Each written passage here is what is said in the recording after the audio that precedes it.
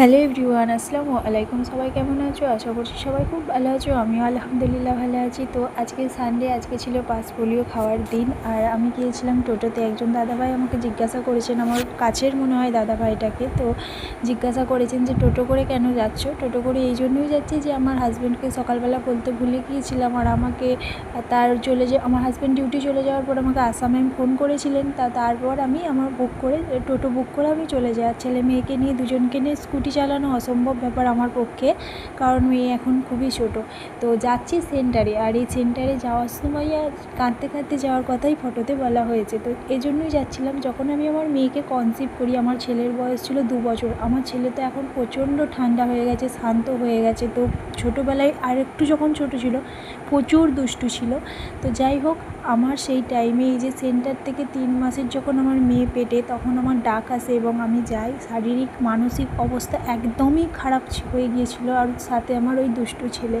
তো আমি এই টোটো ভাড়া করে গেছি, আমি জানি না কার ভরে গেছি বা কার সাহসে গিয়েছিলাম। তো এখন মনে হয়, তো কারণ আমার শরীর প্রচণ্ড খারাপ হয়ে গেছিলো এবং মানসিক অবস্থা তো আর বলার কথা নয়। যাই হোক, আমার ছেলেটার যে হাতটা ধরবে বা ছেলেটাকে যে রাখবে বাড়িতে, সেই টাইমে আমি কাউকে পাইনি, কাউকে নয়, ঠিক আছে।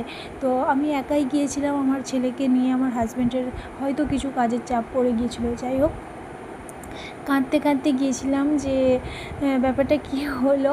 যাই হোক, এখন আমার সুসময় এসেছে। ওই যে ক্ষণিকের চিন্তাতে আমরা ভেঙে পড়ি, কিন্তু ওপরে একজন বসে আছে, সবই সে ঠিক করে দেয়। আমার ছেলে মেয়েকে নিয়ে আমি হই হই করতে করতে যাচ্ছি। তো খারাপ সময় বলবো না, কঠিন সময়ে মানুষ চেনা যায়, আমিও চিনেছি মানুষ।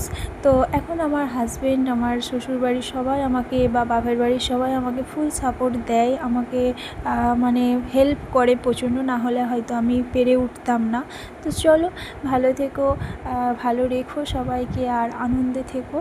আর আমি দুঃখের কথা খুব একটা শেয়ার করতে পছন্দ করি না। এই যে দুঃখ বলবো না, এই জিনিসগুলো আমার কঠিন সময়, এটা আমি সবসময় বলি। কঠিন সময়ে মানুষকে চিনেছি আমি, হাসি মুখে হয়তো সবার সাথেই কথা বলি, কিন্তু মাথাতে ওই একটা জিনিসই ঘোরে যে আমার যদি কিছু হয় বা আমার যদি কঠিন সময় আসে, কাউকে পাবো না পাশে, কাউকে নয়, ঠিক আছে। তো নিজেকে নিজেই লড়াই করতে হবে। তো চলো, আশেপাশের মানুষ যারা আছে তাদের সাধ্যমতো যথেষ্ট চেষ্টা করবে, কিন্তু চেষ্টা করলেই যে আমার করতে পারবে, তাদেরও হয়তো সুযোগ সময় থাকবে না, বা এটাই হতে পারে, তাই না? তো এক্সপেকটেশান যত কম রাখবে তত ভালো থাকবে। চলো, টাটা, ভালো থেকো।